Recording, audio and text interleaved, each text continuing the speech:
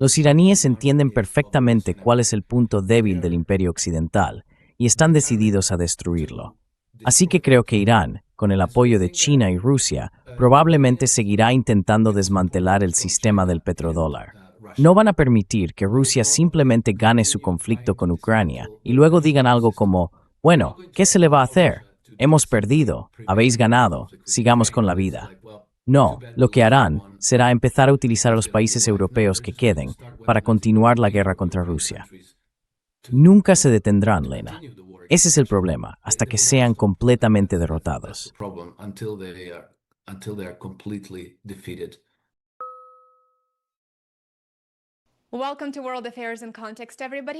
Bienvenidos a World Affairs in Context. Soy Lena Petrova. Me alegra muchísimo volver a tener hoy con nosotros a Alex Cranor. Alex es el fundador de Cranor Analytics y de iSystem Trend Following. Es un experto en mercados de materias primas y ha trabajado como gestor de fondos de cobertura, analista de mercados e investigador. Por cierto, Alex tiene un Substack muy popular. Yo soy una gran seguidora, así que os animo a que le sigáis y le echéis un vistazo. Alex, gracias por sacarnos. Me alegra mucho volverte.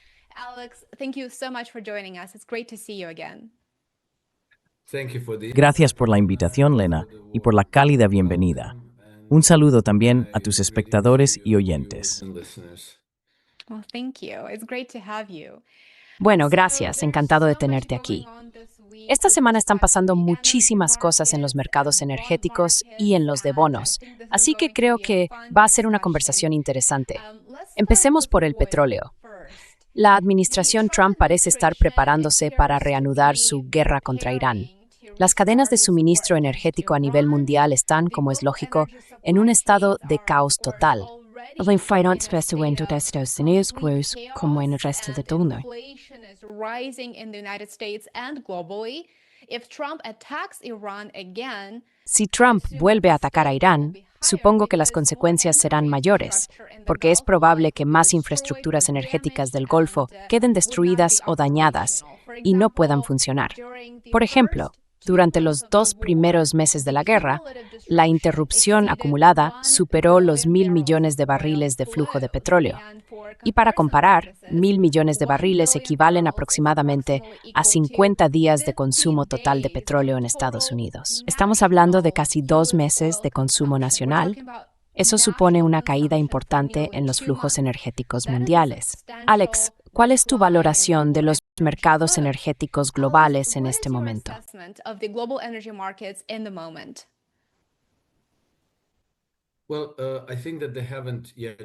Bueno, creo que todavía no han asimilado del todo lo que ha pasado. Y eso no debería sorprender a nadie.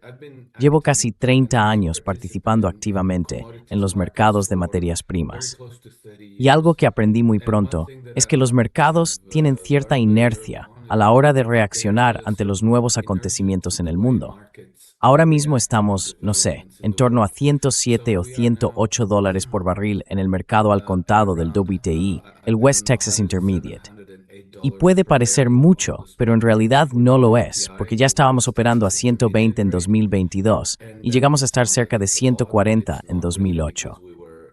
Y acabamos de tener el mayor in 2022, and we were trading close to 140 in 2008, and we just had the largest oil market disruption in the history of una interrupción, una disrupción en el mercado del petróleo, en toda la historia de los mercados del petróleo. Y bueno, en cuanto al anuncio de Trump de ayer, cuando dijo que no iba a bombardear Irán hoy, como estaba previsto, resulta que hemos sabido que al parecer eso estaba realmente programado. Lo interesante de todo esto es que cuando hizo ese anuncio lo publicó en Truth Social. El precio del crudo cayó unos $3.50 por barril, más o menos. Pasó de algo por encima de 107 a 103 y pico. Pero luego, en 3 o 4 horas, volvió exactamente al punto de partida. Y hoy está incluso más alto. Así que creo que esto forma parte del proceso gradual de descubrimiento de precios, que es lo que genera o más bien refleja las tendencias en los mercados. Y esas tendencias suelen durar meses, ¿verdad? spend months And so we were at the trough, I think, Así que tocamos fondo, creo que en octubre del año pasado, con unos $60 por barril. Han pasado solo unos meses. No sabemos hacia dónde va esta tendencia, pero es muy probable que suba mucho más y que incluso marque nuevos máximos históricos, lo que significaría crecimiento. Podríamos superar los $140 por barril. Ahora bien, en cuanto al anuncio tan magnánimo de Trump de que no iba a bombardear Irán, porque, ya sabes, todos los grandes líderes del Golfo le pidieron que no lo hiciera, me da la impresión de que quizás se haya preparado una salida para sí mismo, porque desde hace varios días está centrando todo su discurso en el programa nuclear iraní y repite una y otra vez, no pueden tener una bomba, no pueden tener una bomba nuclear. They can't have a bomb. They can't have a nuclear bomb. He just keeps repeating that same thing. Well, the thing is, Sigue repitiendo lo mismo una y otra vez. Bueno, el caso es que los iraníes dijeron muy claramente, antes de que él fuera y matara a entre 40 y 50 de sus altos cargos, que no estaban interesados en conseguir una bomba, y que había una doble fatua del líder supremo, Ali Khamenei, prohibiendo construir una bomba nuclear. Y ahora, claro, algunos dirán, bueno, no puedes fiarte de los iraníes. Vale, no hace falta. También puedes preguntar a la OIEA, que tenía el control total de su programa nuclear y certificó que Irán no estaba intentando fabricar una bomba nuclear. Y luego está toda la comunidad de inteligencia de Estados Unidos. Desde 2007 han emitido una evaluación de alta confianza en la que afirman que Irán dejó de trabajar en una bomba nuclear en 2003. Todos ellos, de forma unánime, con una evaluación de alta confianza. all of them unanimously, high confidence assessment. And then they reiterated the same assessment a number of Y luego repitieron esa misma evaluación varias veces. La última fue durante la administración de Trump. En marzo de 2025, Tulsi Gabbard reafirmó la misma conclusión. No están trabajando en una bomba. Así que todos dicen que no están trabajando en una bomba. No quieren una bomba. Hay una fatua contra la bomba. Y ahora Trump dice algo así como que no pueden tener una bomba. Y creo que quizá esta sea su forma de buscar una salida, porque incluso en la publicación de Truth Social, donde anunció que no iba a bombardearlos hoy, dijo que los líderes de esas monarquías del Golfo estaban negociando con Irán. Dijo que Irán nunca podría tener una bomba, pero lo planteó de una manera que parece que está delegando las negociaciones en las monarquías del Golfo. outsourcing the negotiations to the Gulf monarchies. So if they come to an understanding Así que, si llegan a un entendimiento y a una resolución con los iraníes con la que estén satisfechos, y luego dicen algo como, vale, estamos contentos con los compromisos de Irán y con sus, ¿cómo lo dirías?, sus afirmaciones, entonces Trump puede decir, bueno, de acuerdo, eso me basta. Hemos garantizado que los iraníes nunca tendrán una bomba. Esa es mi victoria. Presentará eso como un trofeo ante el pueblo estadounidense. Y quizá se encuentre una sala per síntoma mientras proclame la victoria, porque según él, acaba de salvar al mundo, al pueblo estadounidense, a Israel y a velades witho, no me han evaluado tiempos strigmith. from certain nuclear annihilation, because what would Iranians do if they Porque ya sabes, ¿qué harían los iraníes si tuvieran una bomba? Pues obviamente, incinerarían de inmediato a todo el mundo a su alrededor. Así que Trump podría salir de esa guerra montado en un caballo blanco y proclamarse vencedor. Dicho todo esto, Lena, no quiero dar a entender que los precios del petróleo vayan a bajar por esa razón, porque no lo sabemos. Sigo pensando que podrían subir, porque esa es la tendencia que se ha consolidado ahora. Y va a pasar un tiempo, incluso en el mejor de los casos, en lo que respecta a la guerra contra Irán. Va a pasar un tiempo antes de que los mercados del petróleo se recuperen y vuelvan a funcionar con normalidad. to recover and to get back to normal functioning. Do you think that it's fair to say that ¿Cree que sería justo decir que quizá la presión del lobby israelí y de Netanyahu sería tan fuerte que incluso si Trump quisiera buscar una salida ahora antes de las elecciones de mitad de mandato, podría no ser capaz de hacerlo? out of the midterms, he may not be able to do that? Yes, I think that's entirely possible, and I kind of imagine Sí, that maybe creo que eso es perfectamente posible. Y me imagino que quizá él acabe apartándose de esta guerra, con el entendimiento de que, bueno, dejemos esta situación a un lado hasta después de las elecciones de mitad de mandato. Creo de verdad que las fuerzas o la presión que se ejerció sobre él para ir y librar esa guerra y los incentivos que haya detrás son ahora tan intensos, tan potentes, que me da la impresión de que van a seguir empujando hasta el final amargo y que no van a permitir simplemente que Irán siga siendo una nación independiente, que se retirarán y quizá Israel vuelva a ser una democracia normal y se olvide de los escenarios del Gran Israel y todo eso. No creo que eso vaya a pasar. Pero está claro que necesitan reagruparse porque esto no les ha salido nada bien.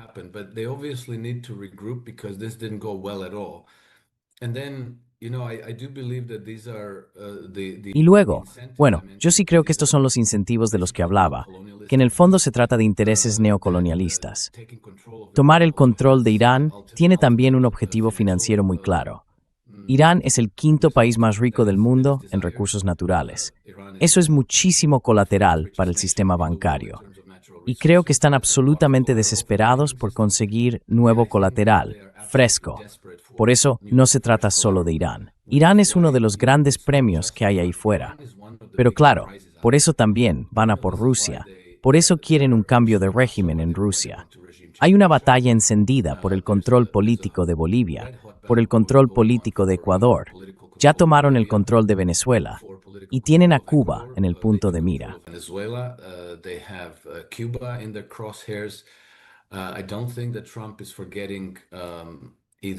No creo que Trump se esté olvidando ni de Groenlandia ni de Canadá. Así que creo que todo esto está en la lista de tareas pendientes. Y me da la impresión de que están tan desesperados en este momento que han echado el resto y están luchando en todas partes. Y ya sabes, hay conflictos de los que apenas oímos hablar, porque todo queda eclipsado por Ucrania, Irán y Palestina. Pero por lo visto, Somalia está siendo bombardeada cada día por fuerzas estadounidenses.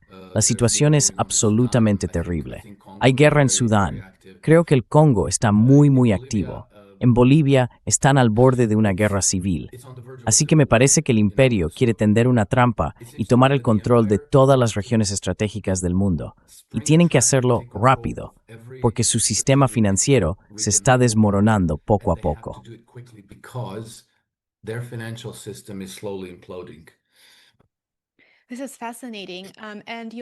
Esto es fascinante.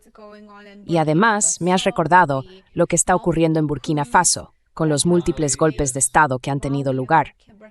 Mali y Burkina Faso, por supuesto, Níger, los tres estados africanos que se atrevieron a alejarse del poder colonial francés e intentar trazar su propio camino hacia la soberanía.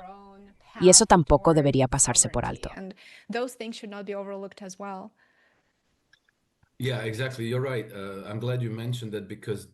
Sí, exactamente. Tienes razón. Me alegra que lo menciones, porque esa situación forma parte de la misma ecuación. El neocolonialismo está absolutamente hambriento de sangre nueva, por usar las palabras de Vladimir Putin, que decía hace unos meses que este baile de vampiros se está acabando. Y sí, realmente es un baile de vampiros. Perdieron sus colonias en África, no pueden controlar Oriente Medio, el eje de resistencia está creciendo, Israel se les escapa, y Sudamérica, bueno, lleva tiempo yendo por su cuenta. Así que sí, creo que eso es justo lo que estamos viendo. Y el premio al final siempre ha sido el control de toda la masa continental euroasiática. Pero claro, no vas a poder hacerlo si toda tu sociedad se derrumba, si te enfrentas a una crisis de hiperinflación y todo se desmorona. El barco se hunde, la flota de la Compañía de las Indias Orientales se hunde, y después de eso es muy difícil recuperarse.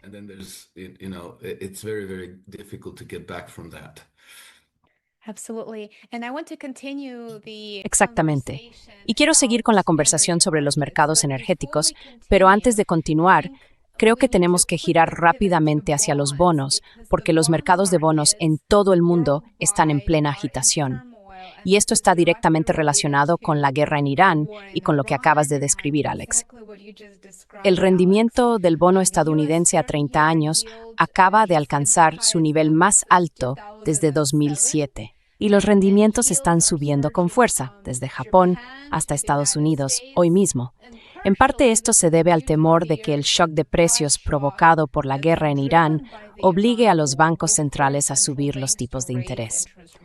¿Cuál es tu lectura del mercado de bonos en relación con la crisis energética, la guerra de agresión de Trump y esta crisis geopolítica que se está desarrollando a nivel global?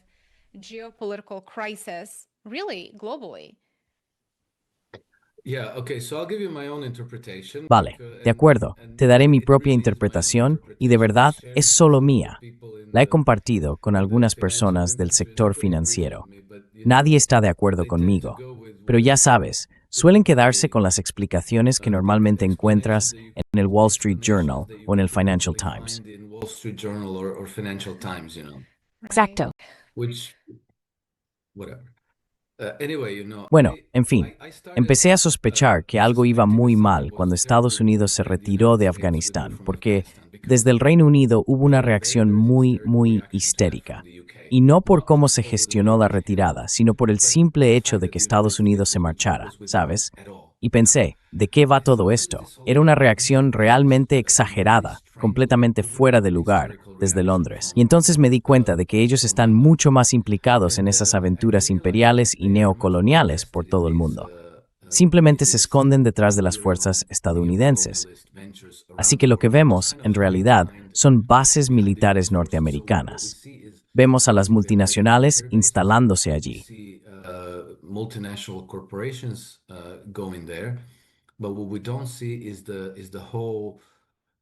Pero lo que no vemos es toda la base financiera, porque el principal interés en todas esas aventuras colonialistas recae en los banqueros. Ahora bien, lo que ocurre es lo siguiente. Si, por ejemplo, tomas el control de un país como Irán, lo que pasaría es que convertirías su riqueza en recursos naturales, su infraestructura, en la garantía de tu propio sistema financiero, de tu propio sistema bancario.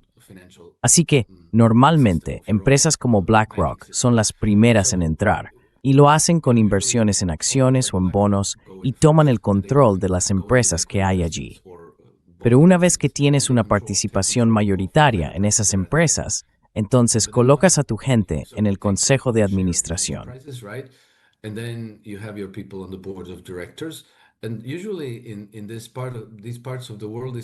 Y normalmente, en estas partes del mundo, esas empresas son muy rentables y tienen poca deuda. Eso significa que puedes cargarlas con muchísima deuda, ¿sabes? Porque esas empresas, los flujos de caja que controlan, son activos muy valiosos, sirven como garantía. Así que, una vez que las llenas de deuda, el pago de esas deudas va a parar a instituciones bancarias occidentales, como JP Morgan, Goldman Sachs y otras. Y luego, el desarrollo posterior del sector de recursos del país, como el petróleo, el gas o la agricultura, se asegura de que se entregue a las empresas que son clientes de esos bancos. No sé, por ejemplo, si Irán quiere construir centrales nucleares, y Westinghouse puede hacerlo, o también los chinos o los rusos, Rosatom, pueden hacerlo.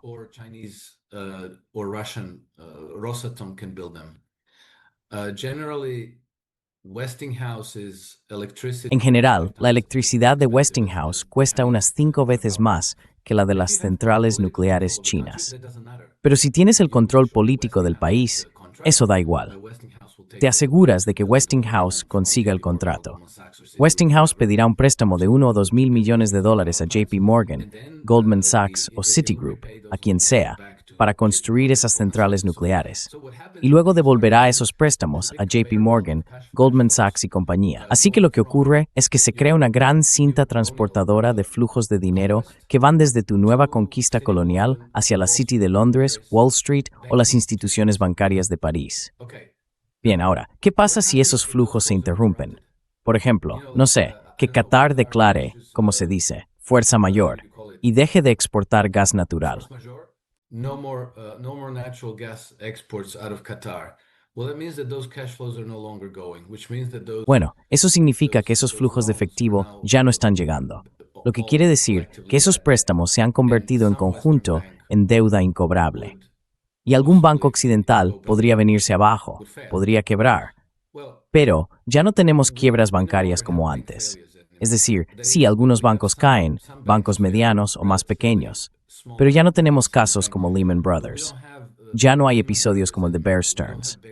¿Por qué? Porque básicamente, desde la última crisis bancaria, desde 2008, los banqueros han tomado el control de todo el proceso.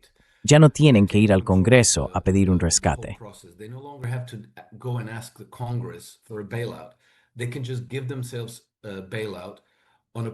Pueden darse a sí mismos un rescate de forma permanente, tanto como necesiten, todo el tiempo, y lo hacen por debajo de la mesa. Ya sabes, ni siquiera nos enteramos. Así que la guerra de Trump contra Irán ha interrumpido muchos de esos flujos de dinero procedentes de Oriente Medio, probablemente miles de millones, quizá miles de millones al día. No sé cuánto exactamente, porque claro, nunca nos lo van a decir. Y ahora, los bancos occidentales están completamente faltos de garantías. Muchos podrían estar al borde del colapso, pero no se les permitirá quebrar, porque los bancos centrales siempre cubrirán sus pérdidas, imprimiendo toda la liquidez que haga falta para mantenerlos a flote.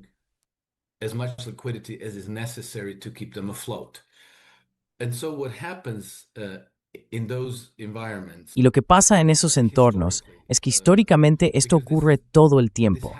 De hecho, no suele pasar a esta escala, como cuando se ve afectado todo el imperio occidental, los bancos británicos, los bancos estadounidenses, pero sí ha ocurrido en lugares como Zimbabue, Argentina, Venezuela, Israel o, ya sabes, en Alemania hace 100 años.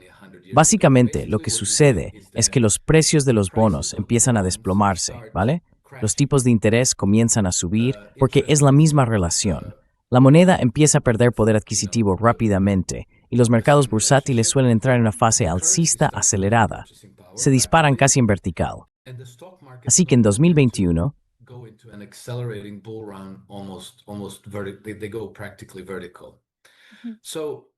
in 2021, when the US withdrew from Afghanistan, cuando Estados Unidos se retiró de Afganistán y cuando los británicos tuvieron esa reacción tan histérica, empecé a investigar todo esto para intentar entender qué estaba pasando. Y entonces, en ese momento, hice la predicción de que íbamos a ver un colapso de los bonos en Occidente, un colapso de las divisas y una subida acelerada de los mercados bursátiles, y que al final también tendríamos hiperinflación. Así que es algo realmente fascinante. Ojalá pudiera enseñarte el gráfico. Básicamente, cuando Estados Unidos se retiró de Afganistán, si trazas la línea justo en el día en que ocurrió, muy poco después de eso, los bonos estadounidenses, británicos y europeos empezaron a entrar en un fuerte mercado bajista.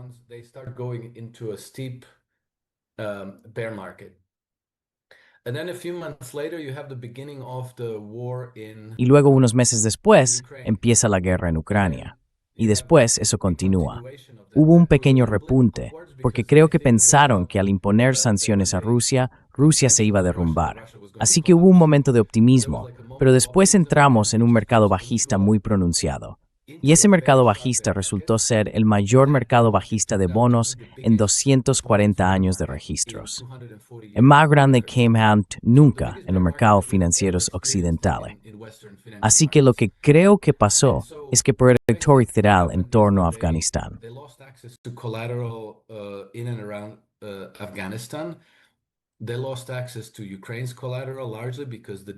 Perdieron el acceso a las garantías de Ucrania, en gran parte porque el Donbass está ahora casi completamente bajo control ruso. Y el Donbass representaba más del 80% del PIB de Ucrania. Así que ese dinero ya no fluye hacia el oeste. Y creo que eso es lo que aumentó la presión para seguir interviniendo, para ir a por Irán, para recuperar las colonias del noroeste de África. Los británicos han estado muy ocupados intentando volver a someter sus antiguas posesiones coloniales, desde Egipto hasta Sudáfrica, bajo una especie de nuevo dominio colonial. Y tengo que decirlo, con un éxito parcial. Después, formularon un plan para recolonizar Oriente Medio, al este de Suez.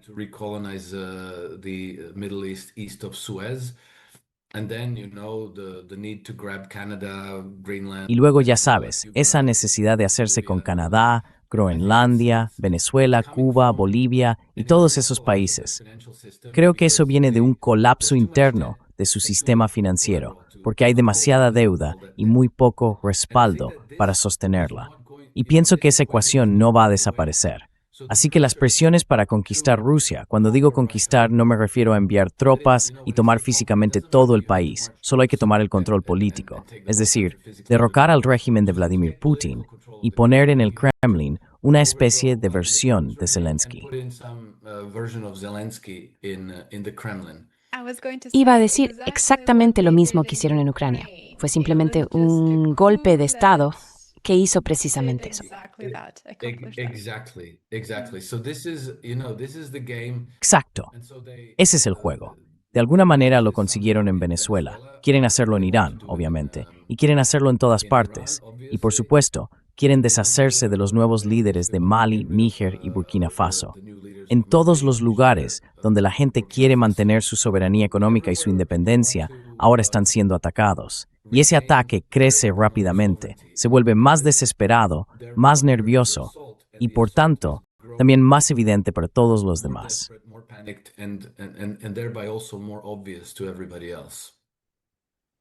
Esto es fascinante.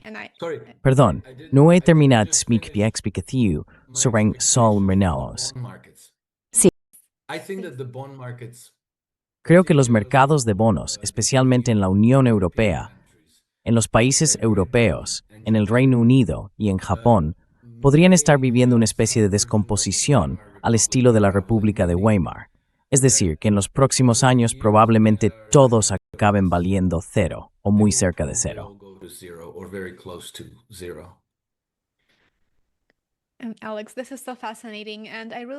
Alex, esto es realmente fascinante y te agradezco mucho que pongas todo esto en una perspectiva histórica, porque ayuda a entender los acontecimientos actuales y el precedente que se estableció antes. Es absolutamente interesante, así que te agradezco de verdad que nos hayas guiado por tu visión de lo que está ocurriendo ahora mismo. Y coincido contigo, creo que esos son los vínculos y las conexiones que no deberían pasarse por alto. Pensemos también en el ángulo de China. Antes de la reunión con Xi Jinping, Trump llevó a cabo un golpe en Venezuela, como acaba de mencionar. También bombardeos han hecho suministros a China.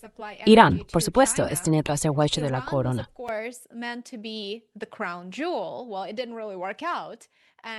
Bueno, la verdad es que no salió como esperaban.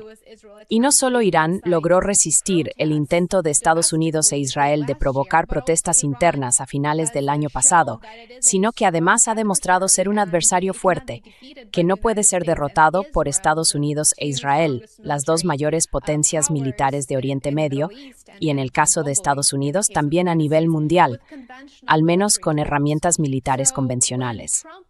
Así que, cuando Trump fue a Pekín, parece que no tenía las cartas que quería usar como ventaja frente a China.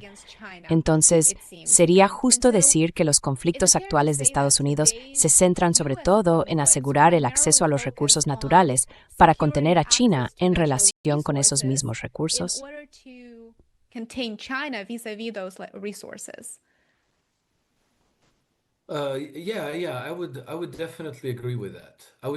Sí, estoy totalmente de acuerdo con eso.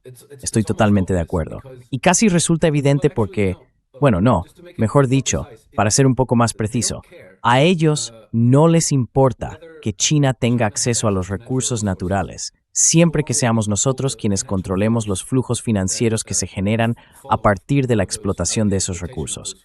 Porque claro, si China controla su propia riqueza natural, si controla su propia infraestructura, los chinos podrían gastar todo ese dinero en trenes de alta velocidad, en desarrollo tecnológico, en ciencia, en mejorar el nivel de vida de su población. Mientras que, ya sabes, las instituciones financieras occidentales y la clase política occidental suelen preferir invertir en el complejo militar industrial, en armamento, en bases militares, en ejércitos y cosas por el estilo.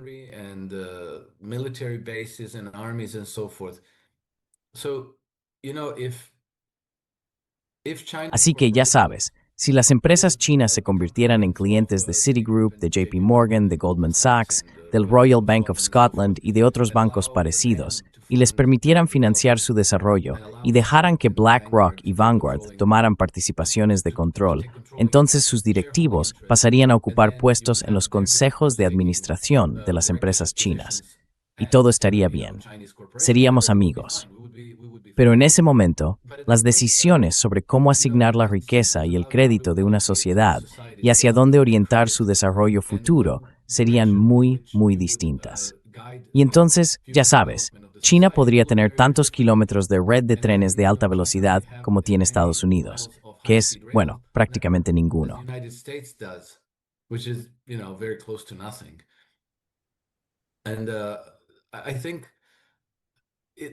Y creo que en realidad esto es un conflicto entre dos sistemas de gobierno.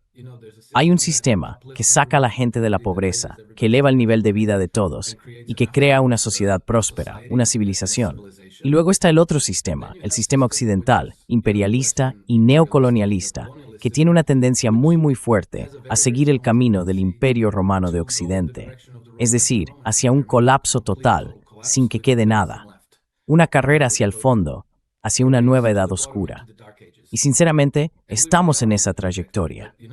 Pero claro, las personas que manejan los resortes del poder y que son las principales beneficiarias de este sistema, no van a rendirse. No tienen un plan B. No van a detenerse y decir, bueno, quizá este no sea el mejor camino a seguir.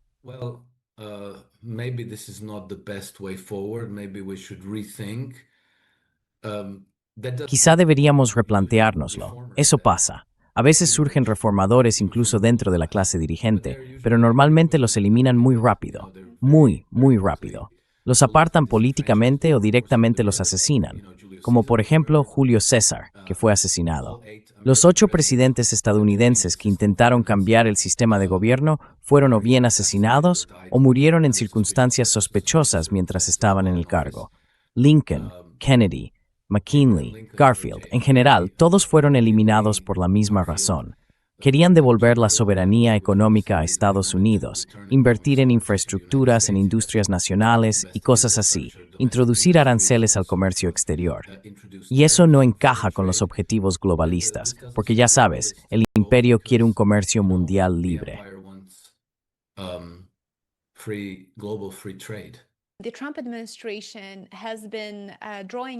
La administración Trump ha estado reduciendo sus reservas estratégicas de petróleo.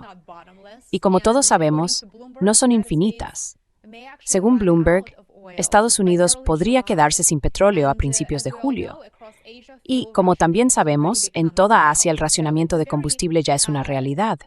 Así que es una situación muy preocupante que creo que muchos medios de comunicación y líderes políticos están eligiendo ignorar por completo en este momento. Pero no está tan lejos si las cosas siguen como hasta ahora, y sobre todo si Estados Unidos vuelve a atacar a Irán.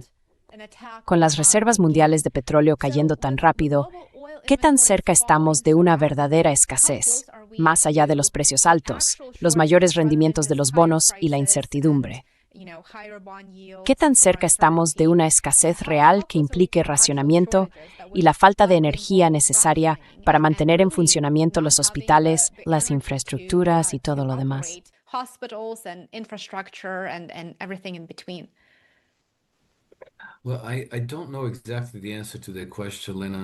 Bueno, no sé exactamente la respuesta a esa pregunta, Lena. He visto que en Europa, supuestamente, ya se han agotado las reservas de combustible para aviones y que Estados Unidos va a seguir el mismo camino este verano. Las reservas de diésel están en mínimos históricos, han caído en picado. Así que hay proyecciones que dicen que nos vamos a quedar sin suministros, que habrá escasez y cosas por el estilo. No sé cuánto de eso es cierto y cuánto se puede mitigar, pero creo que deberíamos tener en cuenta el riesgo de acabar en una situación parecida a la crisis de los años 70, con escasez de petróleo, y que tengamos que ver un racionamiento del combustible. Ya sabes, quizá obligando a los conductores a circular en días alternos según el número de su carné de conducir.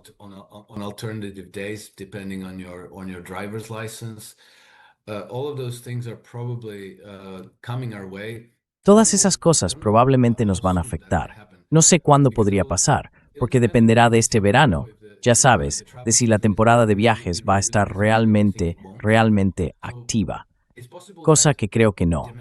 Así que es posible que la demanda también baje. Si bajan tanto la demanda como la oferta, bueno, eso suaviza un poco el golpe. Pero hay algo seguro. Los precios van a ser más altos y podrían caer después a niveles para los que hoy nadie está preparado. Así que Por desgracia, no me siento cómodo haciendo una predicción más concreta que esa, pero está claro que esta crisis no se va a resolver fácilmente.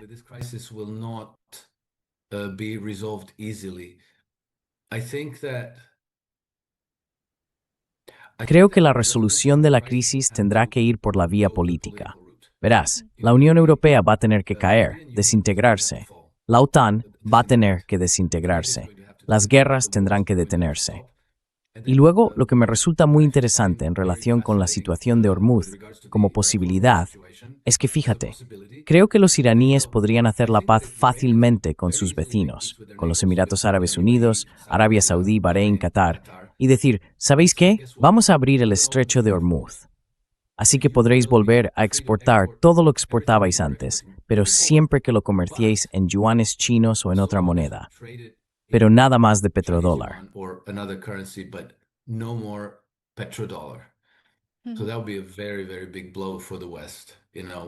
Eso sería un golpe muy, muy duro para Occidente. Provocaría, bueno, nos empujaría de verdad hacia una crisis financiera al estilo de la República de Weimar, con hiperinflación, depresión, alteraciones muy graves en los mercados, colapso del comercio y todo lo demás. En 2012, anticipando algunas de estas crisis geopolíticas, no exactamente estos escenarios, pero sí entendiendo que el orden global de posguerra acabaría desmoronándose, el Ministerio de Defensa británico publicó un informe en el que proyectaban que para el año 2040 el precio del petróleo alcanzaría los $500 por barril. Así que creo que en realidad ese tipo de escenario podría hacerse posible.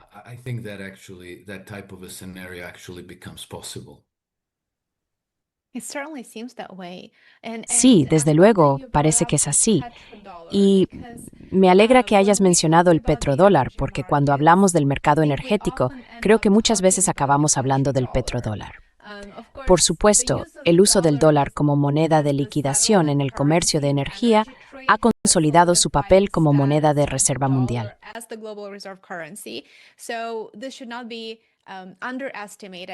Esto no debería subestimarse. Sé que algunos comentaristas y expertos occidentales suelen decir que el petrodólar nunca será derrocado, pero ya estamos viendo grietas y vemos a países del sur global o de la mayoría global intentando idear formas de crear plataformas alternativas de compensación. ¿Cree que la guerra de Irán aceleró de verdad el declive del sistema del petrodólar de una manera significativa?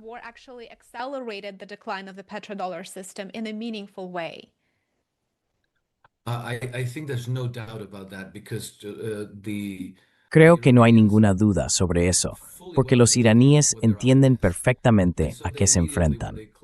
Así que, en cuanto cerraron el estrecho de Hormuz, una de las condiciones que impusieron al tráfico fue que los pagos debían hacerse en yuanes chinos y quizá también en otras monedas, como el rublo ruso o la rupia india. Y, por lo que tengo entendido, aunque no sé si esto se ha comentado oficialmente, también ofrecieron ese mismo acuerdo a los europeos. Algo así como, si vuestros cargamentos se pagan en euros, podéis pasar. Ahora bien, lo interesante de todo esto es que de alguna manera crea una brecha entre los europeos y los estadounidenses.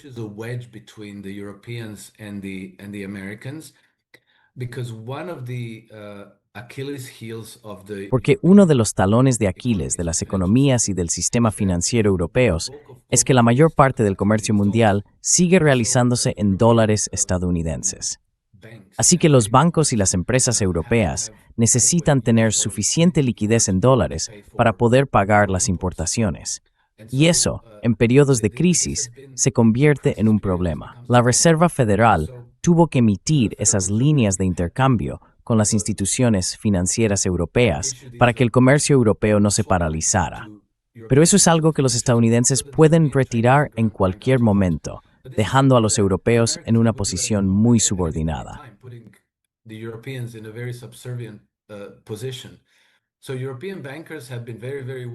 Así que los banqueros europeos estaban muy preocupados por la posibilidad de que los estadounidenses, sobre todo con Trump, les quitaran esas líneas de intercambio, y entonces no podrían pagar las importaciones de petróleo, gas, carbón o lo que fuera, todo lo que tuvieran que traer de otras partes del mundo. Eso provocaría crisis de desabastecimiento en los mercados europeos hiperinflación y, en definitiva, un colapso de las economías europeas. Así que, si los iraníes se acercaron a los europeos para decirles algo como, bueno, ¿sabéis qué? Podéis pagar vuestros cargamentos en euros y así hacerlos pasar. Eso les daba a los europeos una forma de afrontar su vulnerabilidad frente a los banqueros estadounidenses, frente al sistema de la Reserva Federal.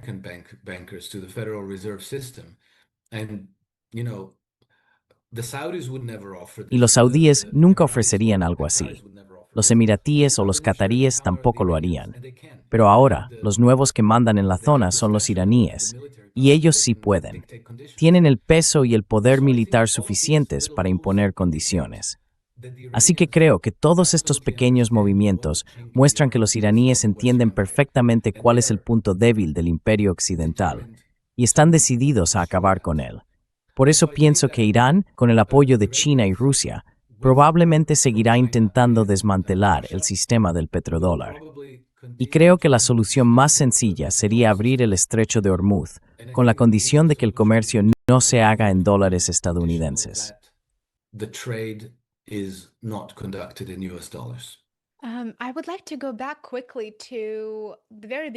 Quisiera volver un momento al principio de esta conversación. Dijiste que esto no es... Bueno, mencionaste la publicación de Trump en redes sociales, donde anunció que el ataque a Irán estaba planeado, pero se canceló después de que los estados del Golfo intervinieran. Mi pregunta entonces es, ¿hasta qué punto esa intervención tiene que ver con que ahora el Consejo de Cooperación del Golfo se oponga activamente a reanudar la guerra? ¿Se debe a que su infraestructura, como principal fuente de ingresos por el petróleo, podría verse dañada o destruida? Y si es así, ¿por qué no hicieron lo mismo antes? ¿Por qué no se opusieron activamente en febrero, antes de que Estados Unidos e Israel lanzaran el ataque inicial?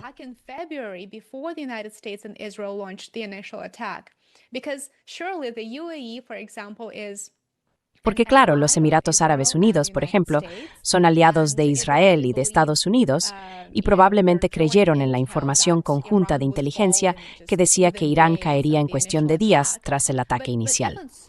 Pero aún así, parece que el instinto de supervivencia de los países del Consejo de Cooperación del Golfo debería ser más fuerte que el de un Estado vasallo, uno totalmente comprometido con servir los intereses de otros. Entonces, si lo que dijo Trump es cierto y el ataque se canceló por la petición de los estados del Golfo, ¿por qué no hicieron una petición tan firme ya en febrero para evitar la destrucción de su propia infraestructura?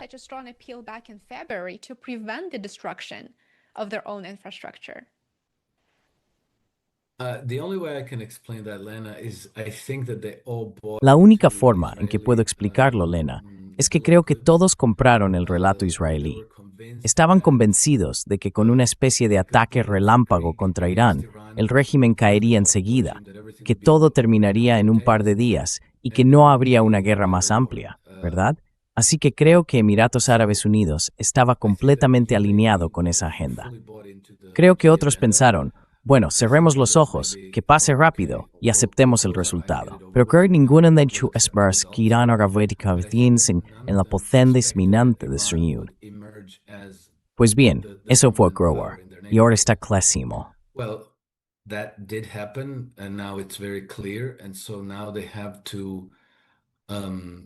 Así que ahora tienen que construir su futuro en cooperación con Irán.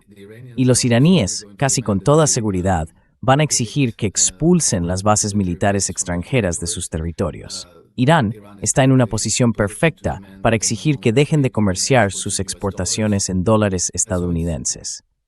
Creo que todo eso se avecina, lo que nos devuelve de nuevo a esos incentivos, es decir, que el imperio occidental no va a permitir que esto se mantenga. Así que, probablemente, intenten volver a derrocar al régimen iraní de una forma u otra. Quizá Trump intente retrasarlo hasta después de las elecciones de mitad de mandato.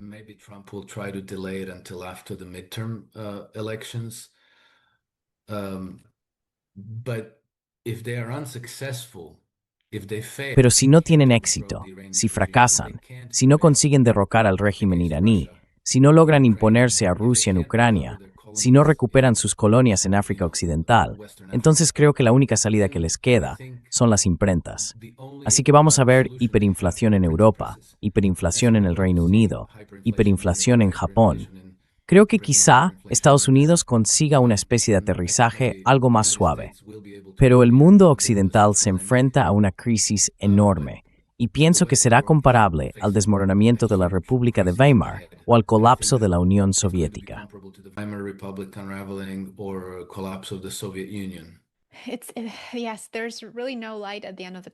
Sí, la verdad es que ahora mismo no se ve ninguna luz al final del túnel. Parece que es así.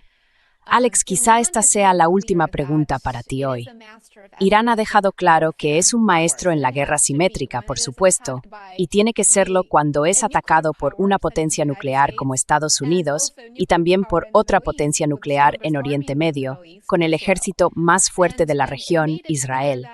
Y ha dejado claro que si vuelve a ser atacado, está dispuesto a imponer un coste económico enorme, realmente enorme, a todas las partes implicadas, a todos los beligerantes del conflicto y, por extensión, al resto del mundo, porque la economía está globalizada. Aunque se esté fragmentando, sigue estando muy interconectada. Así que, partiendo de la idea de que la continuación de la guerra es inminente, de una forma u otra, ya sea ahora o dentro de unos meses, después de las elecciones de mitad de mandato, ¿cuál dirías que es el escenario de escalada más peligroso que Irán podría contemplar como forma de guerra asimétrica frente a la agresión de Estados Unidos e Israel?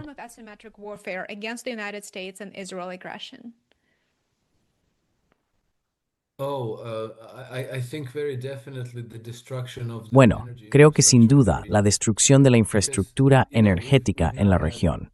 Porque claro, ahora hemos tenido una interrupción muy importante en el mercado del petróleo.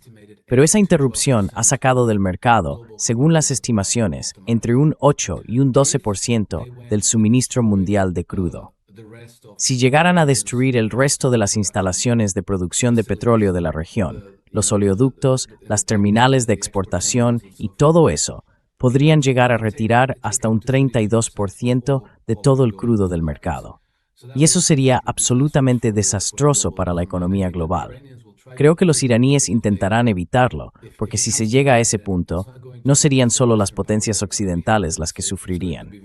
También sería muy perjudicial para la India y para China, que son, bueno, no tanto la India, pero China sí es aliada de Irán, y preferirían que hubiera la mínima alteración posible en el comercio y en la economía mundial.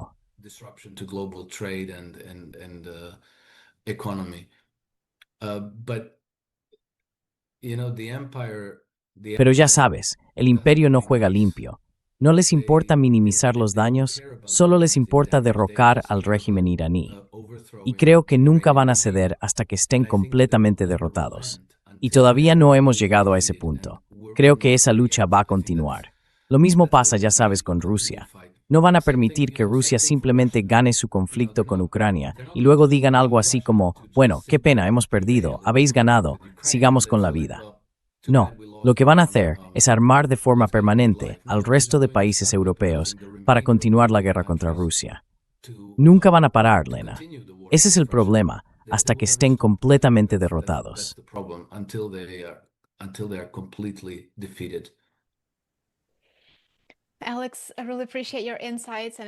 Alex, te agradezco mucho tus reflexiones. Ha sido una conversación realmente interesante.